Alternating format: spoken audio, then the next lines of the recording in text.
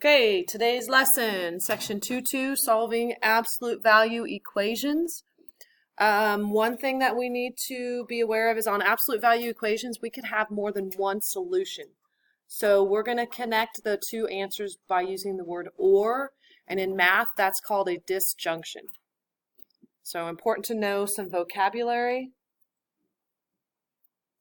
but I'm missing a C in there, so let me go back and correct that.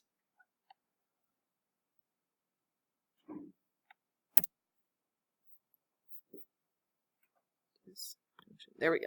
Okay. All right. So we're going to, you can do this graphically, but not with the V on a Cartesian. We're now just talking about a number line, and we're going to solve and show our answer, our solution on a number line. And you can solve it graphically. I like to first approach it by solving it algebraically. So we're going to go through a couple of problems where we do solve that algebraically, and then we'll talk about graphing it at a later date. All right, for our first one is going to be the absolute value of 3x plus 2 equals 8.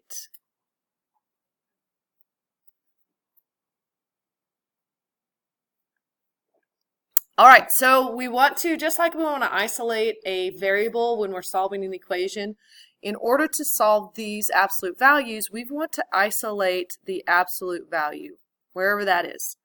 So I need to get rid of that 2. Just like I would in a regular equation, I'm just going to subtract 2 from both sides. And I'm going to run out of space. No, I'll put it right here. So I've got the absolute value of 3x equals 6. So remember yesterday we talked about, or sometime this week, we talked about the absolute value. The definition of it is how far away it is from 0 on the number line, correct?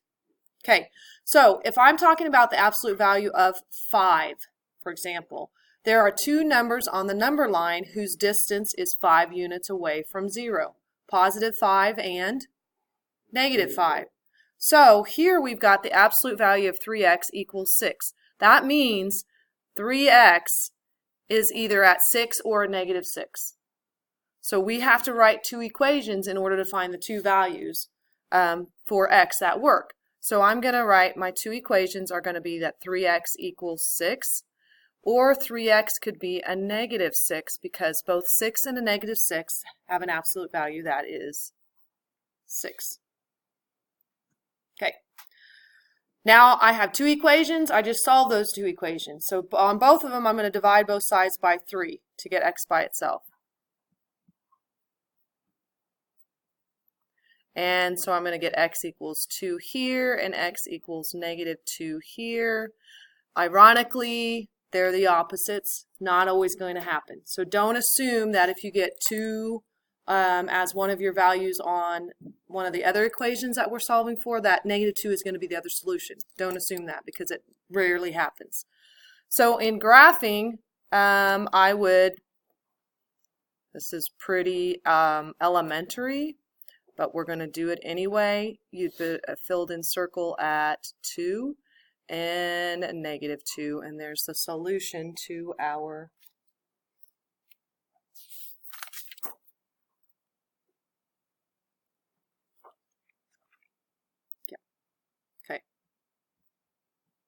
I would highly encourage you to take your values for x equals 2 and negative 2 and plug them back into the equation, the original equation, to double check. I'm not going to require that you do that on paper, but if we start getting incorrect answers, then I'm going to make you start showing the check as well. Okay, so mentally go back in and check. 3 times 2 is 6. The absolute value of 6 is 6 plus 2 is 8. 3 times a negative 2 is a negative 6. The absolute value is 6 plus 2 is 8. So if you mentally do that, I'm good. If we start having incorrect answers a lot on these, then I'm going to require that you show your check on paper. So let's move on to the next one. All right, so again, the purpose of solving equations is to isolate a variable. But when we have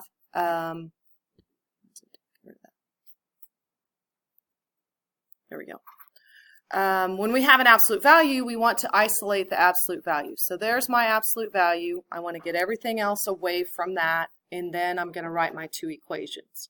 So I have that 1/2 times out front. How can I get rid of that 1/2?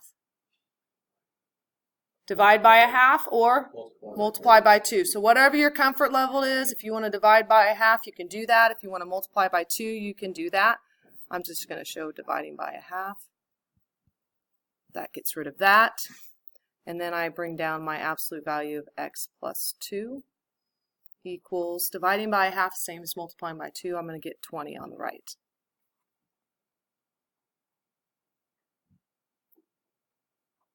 Half times 10 is 5, but we're not multiplying, we're dividing, so that's actually doubling 10.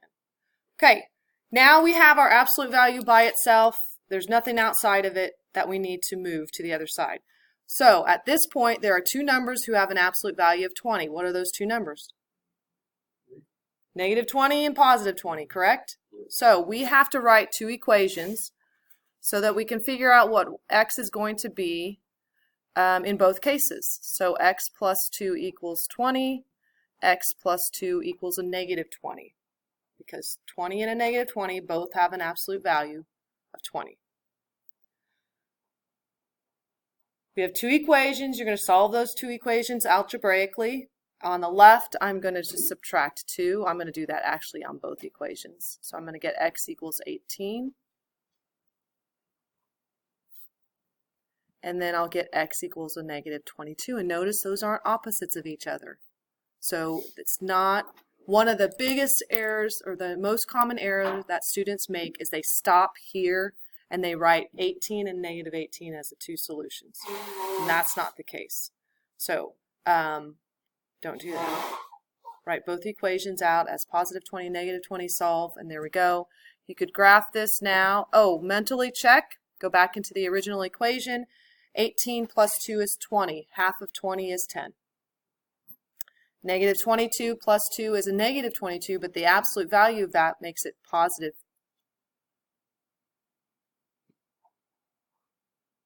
Oh, negative 22 plus 2 is negative 20. Absolute value of it is 20. Half of that is 10. Okay, got talking too fast and made a mistake. All right, so on our number line, I'm going to do something like this. Negative 22, and then I'm going to put 18 about there, filled in circle there, filled in circle there. And we're going to move on to the next problem. All right, last problem for today's notes. Again, we have an absolute value. So we've got to, here it is. I want to get it by itself. I got to isolate that. So I need to get rid of that negative 2 and that plus 5. So if that what's in highlight was just the variable w, and we had negative 2w plus 5 equals 1, what would be the first thing to do to get w by itself?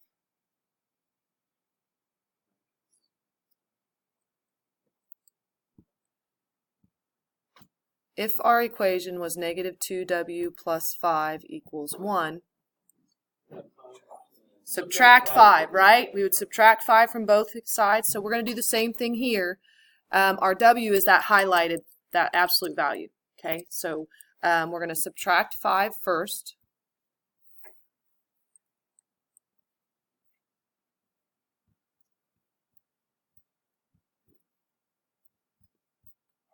So just like I do this on this equation on the right,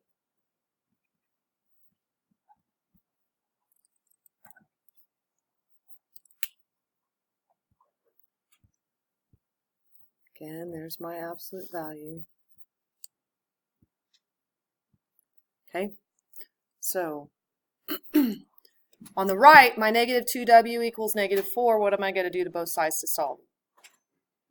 Divide by negative 2. And so I need to do the same thing over here. I need to get rid of that negative 2 so I can get my absolute value equation, or absolute value by itself. So now I have the absolute value of 3x minus 6 equals 2. And that's just the beginning of solving for x. Yeah. So we have two numbers who have an absolute value equal to 2. What are those two numbers? 2 and negative 2. So 3, what's in our absolute value, could equal 2 or, ooh, I need to do something here. I've forgotten about or, stating our answers. We need to put or in there. Okay, so solve each of those equations that we have there, and then we'll state our answer as x is something or something, and then we'll graph.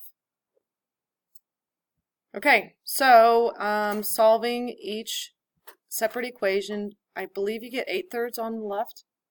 Would everybody agree with that? And 4/3 on the right. So those are improper fractions. Let's put them as mixed fractions. So 4/3, we always start with the smallest number. 4/3 will be smaller. That's 1 1/3. Or, that's supposed to be the word or, 8/3 is 2 2/3. So that's how we should state our answer. 1 1/3 or 2 2/3, because either one works. And then our graph, I'm going to have to put it up here, is just a number line where we're going to have to be approximate. So both of them are positive. I'm going to go 0, 1, 2, 3. And 1 1/3 is about right there. 2 2/3 about right there. So technically we should back up to the second and first example and state our solutions as, like the first one was 2 and negative 2, I want to say. Is that correct? So we should say x is 2 or negative 2. So would you go back to that? And then the last problem we had was what? X was what? So we would say 18 or negative 22, because either one of those is correct. Go to your assignment log, and from your textbook, page 60, you're going to do 1 through 8. Now the directions for 1 through 4 say to solve it graphically. I want you to do all 1 through 8 solving algebraically.